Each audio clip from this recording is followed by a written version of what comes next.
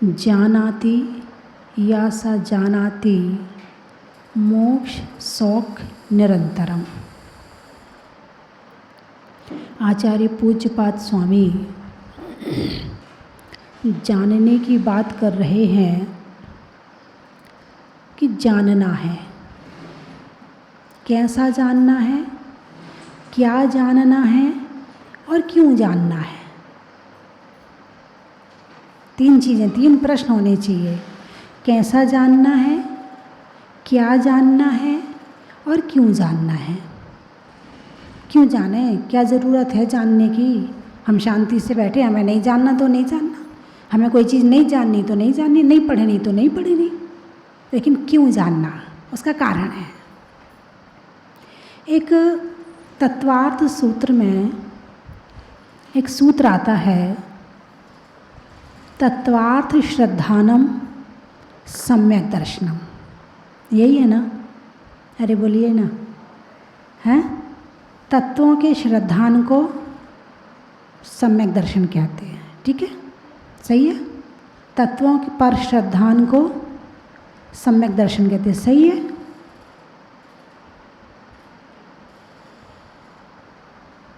क्या हुआ? अब अभी तो आप कह रहे थे सही है, अब कह रहे सही नहीं है। तत्वार्थ श्रद्धानम सम्यक दर्शनम, तत्व श्रद्धानम सम्यक दर्शन नहीं कहा है। तत्वार्थ, तत्व और तत्वों के अर्थ को और उस पर श्रद्धान करने को सम्यक दर्शन कहा है। अब एक छोटा बच्चा है, उसको याद करवा दिए कि 7 तत्व होते हैं, जीव, अजीव, आश्रव, बंध, संवर, निर्जरा और मोक्ष, और उसने श्रद्धान कर लिया, सम्यक दर्शन हो जाएगा। जब तक अर्थ को नहीं जानोगे तो समझ में नहीं आएगा, और जब तक वस्तु समझ में ना आए तब तक श्रद्धा कैसे पैदा होगी। भाई, आपको किसी ने रसगुल्ले की तारीफ़ करी और आपने रसगुल्ला कभी खाया नहीं था, ठीक है, आपने उसके कहने से तारीफ़ सुन ली, मगर अभी मन में पक्का नहीं है पूरा, बस ठीक है, आदमी पे विश्वास है इसलिए कर लिया है, ये कह रहा रसगुल्ला अच्छा होता है तो होता होगा। लेकिन एक दिन रसगुल्ला आपको खाने के लिए मिला और आपने रसगुल्ला खाया।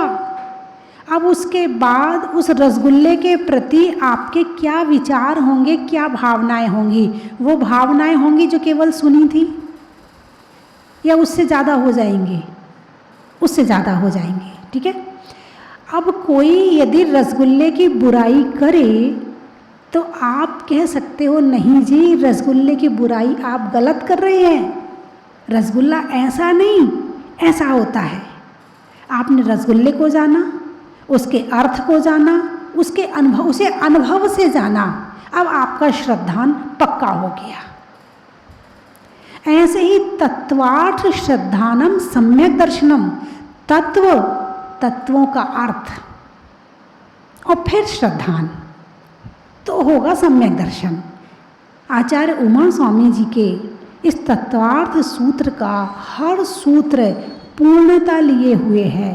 एक भी सूत्र में एक रंच मात्र भी, थोड़ा कम करो, रंच मात्र भी कमी नहीं है, एक रंच मात्र भी नहीं है, कहीं कोई चूक नहीं है, कहीं कोई भूल नहीं है, और ऐसा है परफेक्ट। यदि कोई कहे कि जैन धर्म को जानने के लिए ऐसा कौन सा शास्त्र है जिसको हम संपूर्ण रूप से जान सकें, तो तत्वार्थ सूत्र यदि कह दिया तो इसमें कोई बड़ी बात नहीं है, संपूर्ण जानकारी है। तो तत्वार्थ श्रद्धानम, अब मान लो तत्वार्थ श्रद्धानम कहा तो तत्व 7 होते हैं। अब हो गया जीव तत्व, पहला तत्व कौन सा है? जीव तत्व। तो जीव तत्व, अब जीव के विषय में जानो। क्या जानते हो आप जीव के विषय में? जब तक उसके विषय में जानोगे नहीं तो श्रद्धान कैसे करोगे? अब जीव के विषय में जानो, जीव क्या होता है, इसके अंदर कौन से गुण होते हैं, इसमें कौन कौन सी शक्तियाँ होती हैं, इसकी शुद्ध अवस्था कौन सी है, इसकी अशुद्ध अवस्था कौन सी है, संसार में कितने प्रकार के जीव होते हैं, सांसारिक प्राणी चारों गति में कहाँ कहाँ रहते हैं, चींटी क्या है, मच्छर क्या है, मक्खी क्या है, पेड़ क्या है, ये सारी चीज़ें जीव की खोज।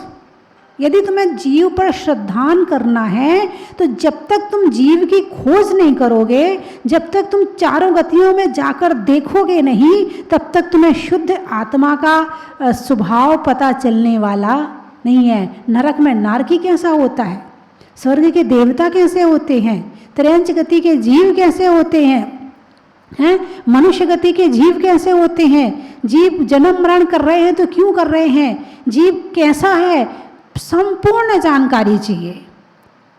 और जो संपूर्ण जीव की खोज करी है वो जैन धर्म में की गई है, भगवान महावीर ने की है सारी खोज। खोज का मतलब बताया तो पहले से शुरू से है, लेकिन वो प्रवर्तन हमारे तक पहुंचा है भगवान महावीर से। था तो पहले ही, ऐसा नहीं कि भगवान महावीर ने कहा इसलिए जीव है, नहीं, पहले जीव था, भगवान महावीर ने तो बताया है। अभी एक दिन स्वाध्याय चल रहा था, भैया जी ने एक उदाहरण जो बताया, बोले दो मित्र थे, दोनों मित्र बड़े गहरी दोस्ती वाले थे। उनमें से एक का नाम था जगदीश चंद्र बसु और दूसरे का नाम था प्यारेलाल। दोनों ने अपनी अपनी पढ़ाई करी। पढ़ाई करने के बाद में जगदीश चंद्र बसु वैज्ञानिक बन गए और जो दूसरा वाला था वो व्यापार में लग गया, लेकिन उनका आना जाना मिलना जुलना होता रहता था। एक दिन जगदीश चंद्र बसु प्यारेलाल जैन के यहाँ पहुँचे। चतुर्दशी का दिन था, आज भी चतुर्दशी है। उनके यहाँ हरी नहीं बनी थी, कोई सब्जी फल फ्रूट आदि यूज़ नहीं हो रहे थे। तो उनने पूछा आज आपके यहाँ सब्जी क्यों नहीं बनाई? बोले आज चतुर्दशी है। तो बोले क्या हुआ? बोले हरी में जीव अधिक मात्रा में होते हैं, इसलिए कम से कम प्रयोग करने के लिए हम लोग अष्टमी और चतुर्दशी को हरी छोड़ देते हैं। बोले अच्छा, पेड़ पौधों में जीव होते हैं? बोले हाँ। बोले हंसने लगे वो। बोले तुम वैज्ञानिक होकर मेरी बात पे हंस रहे हो, तुम्हें विश्वास नहीं है, तुम खुद खोज कर लो। और जगदीश चंद्र बसु ने फिर खोज शुरू की। उसने पेड़ पौधों पर रिसर्च शुरू की और वो कुछ यंत्र लगा लगा कर देखा। अब ये नाम तो आप ही बोलना लंबा है, इंग्लिश में नाम लंबा है। तो उस पर मशीन लगा लगा के देखी कि यदि हम इन्हें कष्ट देते हैं तो उसमें जो लाइन आएगी वो टेढ़ी मेढ़ी लाइन आएगी। यदि पेड़ में जो यंत्र लगाया और उसको कष्ट दिया तो जो सुई चुभ हुई तो उसमें जो लाइन आई वो टेढ़ी मेढ़ी आई। और वहाँ पर संगीत बज रहा है, प्यार से उसे देख रहे हैं और वहाँ पर भजन बोल रहे हैं। और जब इस तरह से अच्छे शुभ भावों से उसके सामने रहा गया तो उसकी लाइन सीधी आई। यानी जिस समय उसे कष्ट दिया जा रहा है तो उसे कष्ट हो रहा है, दुख हो रहा है, और जिस समय उसे सुख दिया जा रहा है तो उसे सुख मिल रहा है। तब जगदीश चंद्र बसु ने सारी दुनिया को बताया कि पेड़ पौधों में भी जीव होते हैं, जबकि भगवान महावीर ने 2500 साल पहले बता दिया। तभी कहा है कि हरी में नहीं चलना चाहिए, घास पर नहीं चलना चाहिए। भाई क्यों? उसमें जीव होते हैं, उनको कष्ट होता है। तो कहने का अभिप्राय मेरा ये है कि जीव की खोज, तत्वार्थ श्रद्धानम सम्यक दर्शनम। सम्यक दर्शन कब होगा? जब तुम्हें जीव की जानकारी नहीं है, जब तुम दूसरों के जीव को नहीं जानते हो, अपने जीव को नहीं जानते हो, अपने गुण और दोष को नहीं जानते हो, जीव के गुण दोष को नहीं जानते हो, तब तक सम्यक दर्शन कैसे होगा? इसलिए जानना जरूरी है। क्या जरूरी है? जानना जरूरी है। आचार्य पूज्यपाद स्वामी क्या कह रहे हैं? जानाति या सजानाति। क्या जानना है? स्वपरतरम, स्वा को और पर को जानना है। संसारी जीव में ये स्व पर की परिभाषा दी जाती है। यदि मुक्त जीव होंगे तो वहाँ स्व पर की कहने की जरूरत नहीं है, वहाँ तो स्व यानी स्वयं की उन्होंने ऐसी सिद्धि कर ली है, अपनी आत्मा को पूर्ण शुद्ध बना लिया है और मोक्ष में विराजमान हो गए हैं। तो जीव की जानकारी क्या करना है? जानना है। जानने के बाद क्या होगा? अरे रसगुल्ला खाने के बाद क्या होता है? बस वही जीव को जानने के बाद होगा। फिर उसकी फीलिंग लो। फीलिंग आप लेते हैं ना, फीलिंग लेना तो आपको आती है ना, अनुभव लेना तो आता है। रसगुल्ला का अनुभव लेते हो? हाँ, बहुत बढ़िया होता है, बहुत मीठा होता है। आइसक्रीम कैसी लगती है? बहुत अच्छी लगती है, बहुत मीठी होती है, स्वादिष्ट लगती है, गर्मी के दिन में बढ़िया लगती है। हैं? आपने सब चीज़ का स्वाद लिया, सब चीज़ का अनुभव लिया, बाहर के पदार्थों का अनुभव लिया, श्रृंगार का अनुभव लिया, आपने वस्त्रों का अनुभव लिया, आपने अपने मकान का अनुभव लिया। जिस दिन नए मकान में जाते हो उस दिन कैसा लगता है? हैं? आज प्रवेश हुआ है तो 2-4-10 दिन तक तो मकान ही मकान याद आता है। नया मकान है, नया मकान है, नया मकान है। मकान का अनुभव लिया, गाड़ी का अनुभव लिया, सोने का अनुभव लिया, चांदी का अनुभव लिया। यदि नहीं लिया तो अपनी आत्मा का अनुभव नहीं लिया। और जब तक हम पर का अनुभव लेते रहेंगे और स्व का अनुभव नहीं लेंगे तब तक हमें सम्यक दर्शन होने वाला नहीं है। डायरी अपना और हिसाब दूसरों का। क्या कहा? डायरी अपनी और हिसाब दूसरों का। दिमाग हमारा और हिसाब दूसरों का। हैं? दिमाग हमारा और बुराई दूसरों की। दिमाग हमारा और सोच रहे हैं दूसरे के विषय में। शक्ति हमारी और खर्च कर रहे हैं दूसरों के लिए। बस यही सुधारना है।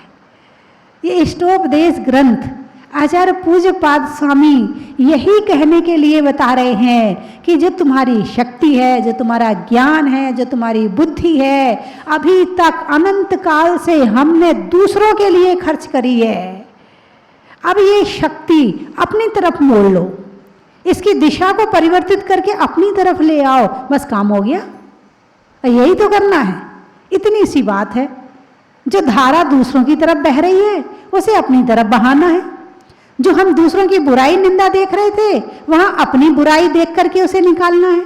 अभी तक हम दूसरों की कमियां निकाल रहे थे। दूसरों की कमी निकालते कि नहीं निकालते? अरे बोलिए ना। कमी का मतलब मैल। कमी का मतलब मैल। दूसरों की कमी निकालते हैं और उसे अलग करने के, अरे तू ऐसा करता है ऐसे मत किया कर, अरे तुम ऐसे करते ऐसे मत किया करो, अच्छा नहीं लगता है। सबकी कमियां निकाल निकाल के उसे धो देते हैं।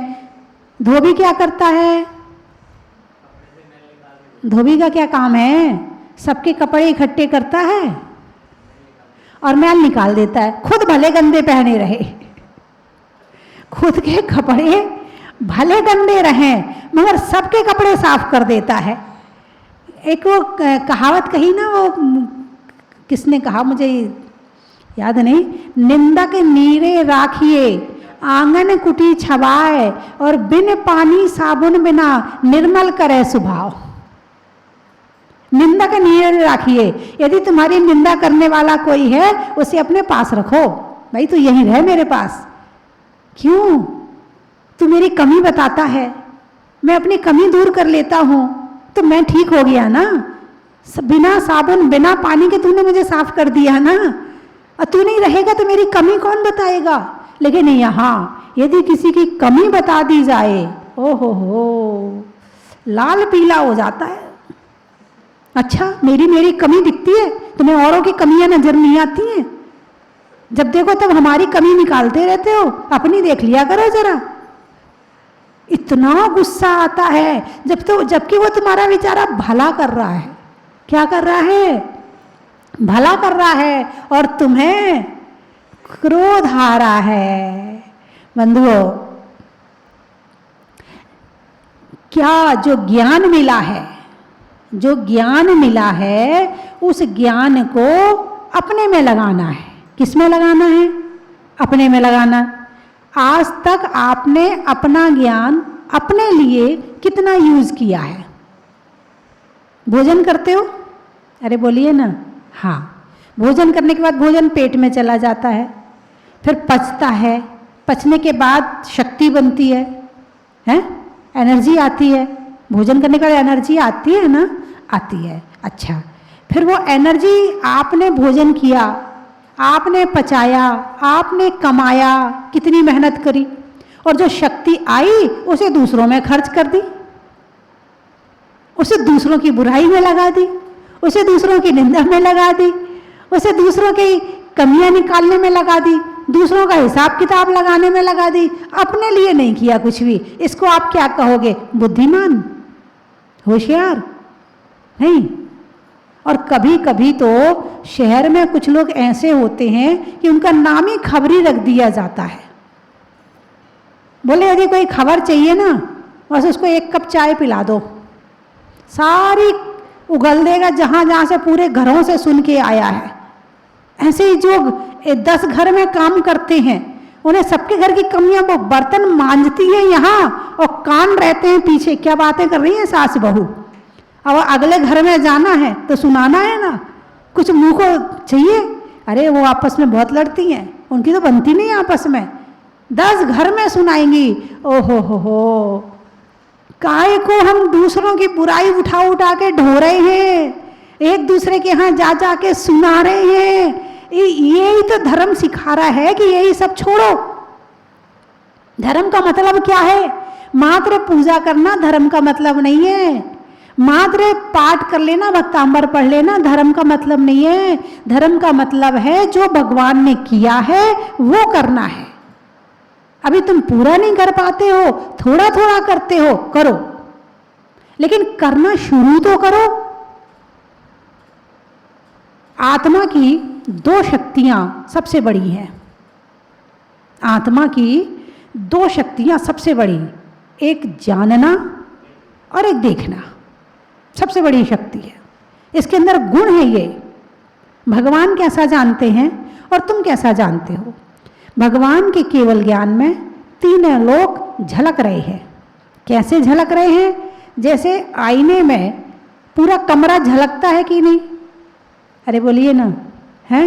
पंखा यदि दिख रहा होगा तो वो भी झलक जाएगा, सामने कोई चित्र लगा होगा तो वो भी झलक जाएगा, कोई आईने के सामने आएगा तो झलक जाएगा, और सामने से हट जाएगा तो हट जाएगा। यदि कोई काला होगा तो कभी किसी आईना ने, किसी दर्पण ने, किसी मिरर ने उस व्यक्ति की बुराई करी है कि कितना काला है, मेरे सामने मत आया कर, नहीं करी है? और यदि कोई सुंदर व्यक्ति चला जाए तो तारीफ करिए, थोड़ा और बैठना, बहुत सुंदर लग रहा है। करी है कि कभी आईने ने? नहीं करी है ना? ऐसे ही ज्ञान शक्ति होती है, ऐसे ही दर्शन शक्ति होती है कि ज्ञान शक्ति और दर्शन शक्ति, जानना, आईने ने देखा, जाना, पकड़ा नहीं, तुम हट गए तो चित्र भी हट गया, तुम आ गए तो झलक गया। ऐसे ही भगवान का ज्ञान होता है। कोई जितना 3 लोक है झलक रहा है, लेकिन झलकने के बाद उनके अंदर में ना तो राग आता है और ना द्वेष आता है, चिपकता नहीं है कुछ भी, बस झलकता है। इसको कहते हैं जानना और देखना, ये शुद्ध शक्ति है भगवान की। अब सारा संसार भी जानता है, सारा संसार भी देखता है ना? लेकिन तुम कैसे जानते? अभी यहाँ से कोई अच्छी सी गाड़ी निकल जाए, टिक जाएंगी नजरें, जहाँ तक वो गाड़ी जा रही है वहाँ तक उस गाड़ी को देखो, बहुत बढ़िया गाड़ी है, बहुत अच्छी है, सोच तो रहा हूँ ऐसे ही मैं भी ले लूँ, चिपक गए। क्या हुआ? राग आ गया। कोई जरा सी बुरी चीज देखी, द्वेष आ गया। आप मेरी भावना पढ़ते हैं, मेरी भावना की पहली लाइन क्या है? जिसने राग द्वेष कामादिक जीते, उसने सब जग जान लिया। आप कहोगे नहीं माता जी, इसमें थोड़ा आगे पीछे कर दिया आपने। मैंने आगे पीछे नहीं किया है, सेट किया है। जिसने राग द्वेष कामादिक, जीते सब जग जान लिया। अब जीते शब्द कामादिक के साथ में लगाएंगे तो अर्थ पूरा निकल जाएगा। जिसने राग द्वेष काम आदि के जीते उसने सब जग जान लिया। जिसने लगा है ना, तो उसने भी तो लगाना पड़ेगा। जिसने कौन? उसने। किसने किसने जान लिया? उसने। किसने? जिसने जीता है। किसको जीता है? राग द्वेष काम आदि को जीत लिया है, उसने सब जग जान लिया है। क्या कहा है? जान लिया है। शब्द क्या आया? हाँ, ये आत्मा की बड़ी प्रमुख शक्ति है जानना। ये गुण आत्मा का यदि उपयोग कर लिया जाए तो शुद्ध हो जाएंगे। और जब तक इस जानने शब्द के साथ में राग द्वेष लगा हुआ है तब तक शुद्ध होने वाले नहीं है। तो यहाँ पर लाइन बड़ी मर्म की है, बड़ी मर्म की बात है। इसका अर्थ निकालो तो बहुत गहरा अर्थ निकलेगा कि कौन जान सकता है, सब जग को कौन जान सकता है। अभी तो आप जानते हो ना, दूरदर्शन से जानते हो सब जग को, है ना। सब जग के जानते हैं ना। कनाडा की भी खबर है, अमेरिका की भी खबर है, जापान में क्या हो रहा है, चीन में क्या हो रहा है, कहाँ कौन सी बिल्डिंग बन रही है। दूरदर्शन। कौन सा दर्शन? दूरदर्शन। अभी दूरदर्शन के लिए टीवी की जरूरत है, एंटीना की जरूरत है, डिस्क की जरूरत है, तब ये दूरदर्शन हो रहा है। और यदि केवल ज्ञान हो जाए तो किसी की जरूरत नहीं है, आंखें बंद भी हैं तो भी झलक रहा है, तो भी जानने वाली क्रिया हो रही है। तो जानना, क्या करना? जानना। कौन सी क्रिया करना? जानना। अब भगवान भी जानते हैं और हम भी जानते हैं, लेकिन हम जो जानते हैं उसमें हमें दुख की प्राप्ति होती है, और भगवान जो जानते हैं उन्हें कुछ नहीं होता, वो तो अपने सुख में लीन है। हमारे जानने में ऐसा क्या गड़बड़ हो गया मामला? हमारे जानने में राग घुस गया है, हमारे जानने में द्वेष घुस गया है। बड़ी जिज्ञासा रहती है लोगों की, बड़ी जिज्ञासा। किसी को देखा नहीं, जान तुम्हें ये कौन है, कहाँ से आया है। यदि दो महिलाएं आपस में सफ़र करने गई हैं और एक सीट पर यदि बैठ जाएं, फिर क्या होगा? अरे बोलिए ना। जब तक आपस में एक दूसरे के प्रति जान नहीं लेंगी तब तक हाँ शांति नहीं पड़ेगी।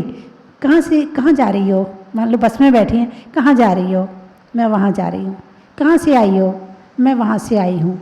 हाँ, यहाँ क्यों आई थी? शादी में आई थी। अच्छा, कितने बच्चे हैं तुम्हारे? मेरे 4 बच्चे हैं। चारों की शादी हो गई? हाँ, मेरे चारों की शादी हुई। चारों बच्चे, एक अमेरिका में है, एक इंग्लैंड में है, एक जापान में है, एक मेरे पास ही है। अच्छा, तो बहुएं कहाँ कहाँ की आई हैं आपकी? अच्छा, फिर वो उससे पूछेगी आप कौन है, आप कहाँ से आए हैं, आप कहाँ जा रहे हैं। पूरे सफ़र में जितनी ज़्यादा से ज़्यादा जानकारी ले सकते थे ले लेंगे। और जानकारी क्या है? संसार की जानकारी कितनी है? गृहस्थी की जानकारी कितनी है? खाने की, पहनने की, बच्चों की, पति की और अपने स्वास्थ्य की। विषय फिक्स हैं, इससे ज़्यादा जानकारी है ही नहीं तुम्हारे पास में। बस उसी को लेते देते रहते हैं। कैंडिडेट बदल जाते हैं, जानकारियाँ वही रहती हैं। कोई नया किराएदार आ जाए पड़ोस में, तो जब तक उससे पूरा परिचय ना हो जाए तब तक मन शांत नहीं रहता है। पता नहीं कहाँ से आया है। हाँ, मान लो दिख जाए आपको, सही लग रहा है, ठीक है, बातचीत कर सकते हैं। हाँ, स्वभाव थोड़ा मीठा बोल रहा था। अच्छा, चल कल देखूंगी, बात करूंगी। फिर वो चला गया, फिर दूसरा किराएदार आ गया, फिर उसके साथ शुरू हो जाते और जिंदगी इसी में पूरी हो जाती है। जो आत्मा की जानने की शक्ति थी वो आत्मा को जानने में ना लगा करके सारी दुनिया को जानने में लगा देते हैं। और जबकि शक्ति किसकी है? मेरी। डायरी मेरी और हिसाब दूसरों का है। यही कर रहे हैं ना। इसने ये बुरा किया, उसने ये अच्छा किया, उसको ऐसा नहीं करना चाहिए, उसको ऐसा। ये हिसाब दिमाग किसका? मेरा। और हिसाब दूसरों का। शक्ति मेरी और कार्य दूसरों के लिए। और यही करना है। जो शक्ति बाहर की तरफ बह रही है उसको अपने में लगाना है। तो तत्वार्थ श्रद्धानम सम्यक दर्शनम, तत्व को जानना, तत्व के अर्थ को जानना। यदि मात्र जीव शब्द की खोज कर लें, मात्र जीव को जानने की खोज कर लें, जीव को जानना शुरू कर दें, जीव का चिंतन मनन शुरू कर दें, तो आप हैरान रह जाओगे, महीनों लग जाएंगे तो भी खत्म नहीं होने वाला विषय है। ये पुद्गल तो अभी तो सब पुद्गल में ही लगे पड़े हैं, पुद्गल को ही जान रहे हैं, पुद्गल को ही महसूस कर रहे हैं, पुद्गल को खा रहे हैं, पुद्गल को पहन रहे हैं, पुद्गल में खुश हो रहे हैं, पुद्गल के जाने पे रो रहे हैं, पुद्गल के मिलने पे खुश हो रहे हैं। अभी पुद्गल में लगे पड़े हैं, जीव तक तो पहुंचे ही नहीं है। और जब तक जीव तक नहीं पहुंचेंगे तब तक सुख आने वाला नहीं है। बात समझ में आ गई? अरे बोलिए ना, हैं? किसको जानना है? बोलिए ना, किसको जानना है? जीव को। 7 तत्वों में सबसे पहले जीव तत्व को जान लो। और तुम कौन से तत्व हो? तुम कौन से तत्व हो? जीव तत्व, है ना। और जो शरीर है वो अजीव तत्व है। जीव और अजीव, स्वापरातरम, स्व और पर, मैं जीव हूं और शरीर अजीव है। पहले जीव की खोज करो, फिर अजीव के विषय में जानो, ये अजीव क्यों चिपका पड़ा है मेरे से, क्या कारण है, ऐसा मेरे से कौन सी गलती मैंने कर ली कि ये कर्म मेरे से चिपके पड़े हैं। तो बंधुओं, जीवन में यदि कुछ जानने योग्य है तो आचार्य पूज्यपाद स्वामी कह रहे हैं कि स्व, किसको जानना है? स्व, अपनी आत्मा को जानना है। जब मेरा मन, मेरी शक्ति, मेरे भाव मेरे में लग जाएंगे तो दूसरे में नहीं लगेंगे, तो क्रोध, मान, माया, लोभ का विषय ही खत्म हो जाएगा। करने की जरूरत नहीं पड़ेगी, डंडा मार के क्रोध को भगाना नहीं पड़ेगा, आएगा ही नहीं क्रोध। तुम काम भी कर रहे हो तो लगे रहो अपने में। और खुद से अभी इतना ज्ञान नहीं है तो आपके मोबाइल में प्रवचन तो होंगे ना, हैं? आध्यात्मिक प्रवचन होंगे मोबाइल में, आप उससे लगा लो। मेरा प्रवचन भी रहता है मोबाइल में, यूट्यूब में है, आप उसे लगा लो, अपना काम करते रहो। क्योंकि रोटी बनाने में दिमाग तो लगता नहीं है, जरूरत नहीं, जिस काम की आदत पड़ जाए उसमें दिमाग नहीं लगता है। झाड़ू लगा रहे हैं, अब दिमाग लगाने की जरूरत नहीं, हाथ अपने आप चल रहा है ना। तो प्रवचन कान से सुनते रहो और झाड़ू लगाते रहो। अब क्रोध आएगा क्या है? और यदि नहीं कर रहे हैं, नहीं सुन रहे हैं, दिमाग वहां अपने में नहीं है और बाहर में दिमाग है, कोई जरा सा सामने दिख जाए तुरंत कुछ भी बोल देंगे उसको, कुछ भी चिल्ला देंगे उसको, डांट देंगे उसको, कुछ भी शुरू हो जाएंगे। तो जितना अपने में रहोगे उतना दुनिया से बचे रहोगे, उतना दुख से बचे रहोगे। और जितना अपने से निकल के दूसरों में जाओगे उतना दुख में पड़ते चले जाओगे, दुख में गिरते चले जाओगे। अब निर्णय आपका है, सुख चाहिए कि दुख? गुरु उपदेश दभ्यासात, अभ्यास करना है। किसका अभ्यास करना है? स्व का अभ्यास करना है, अपने में आने का अभ्यास करना है, अपने में रहने का अभ्यास करना है। तभी ये जीवन जीना सार्थक हो पाएगा। वरना ऐसे तो हमने अनंत जन्म लिया है और मृत्यु को प्राप्त हो गए, और इस जन्म में भी अपनी इस शक्ति का उपयोग नहीं कर पाए, तो फिर आगे फिर इसी तरह जन्म मरण के अलावा हमारे पास दूसरा विकल्प नहीं रहेगा। इसलिए शांत रहो, अपने में रहो, हैं? अपनों के साथ तो रहना पड़ेगा, क्योंकि अकेले तो जी नहीं सकते हैं, इसलिए रहना तो किसी ना किसी के साथ रहेगा। लेकिन जितना ज़्यादा उनमें इन्वॉल्व होगे उतना कलेश, और जितना अपने में इन्वॉल्व होगे उतनी शांति। अंतर्मुखी हो जाओ। कौन से मुखी हो जाओ? अंतर्मुखी। अभी कैसे हो? बहिर्मुखी। उसने ऐसा नहीं किया मेरे लिए, उसको ऐसा बोलना चाहिए था, उसको ऐसा करना चाहिए था। सोचने के लिए दिमाग को खाली मत सोचो, छोड़ो ही मत खाली उसको कि वो ये सब सोचने में लगाए। अपने में लगे रहो, मस्त रहो अपने में, एक धुन होती ना, धुन है, जैसे बच्चे खेलते हैं, अरे बच्चा अपनी धुन में है, खेलने दे उसे, उसको जरा सा पकड़ो तो चिल्लाने लगता, डांटने लगता, अरे वो अपनी धुन में है, उसको मत बोल, अभी खेलने दे उसको। ऐसे ही करते ना बच्चों के लिए, ऐसे ही अपनी धुन में लगे रहो, अपने धुन में लगे रहोगे, दूसरा कहेगा अपनी धुन में है, रहने दे, मत बोल उससे। धुन लगा लो बस, धुन यानी लगन, धुन यानी लगन। बस ये अभ्यास एक बार कर लो अपने में रहने का, जन्म जन्म सार्थक हो जाएंगे। इस पर में लगे हुए अनंत काल बीत गए, कोई रिजल्ट नहीं मिला, है ना। चलिए मैं 3 चीजें बोलूंगी, आपको कहना है बड़ा ही महत्व है। क्या बोलना है आपको? हाँ, नींबू के सत्व का बनाने में बड़ा ही महत्व का, और जैन धर्म में जीव तत्व का बड़ा ही महत्व है। पेड़ में तने का, गर्मी में पने का, और जीव को जानने का बड़ा ही महत्व है।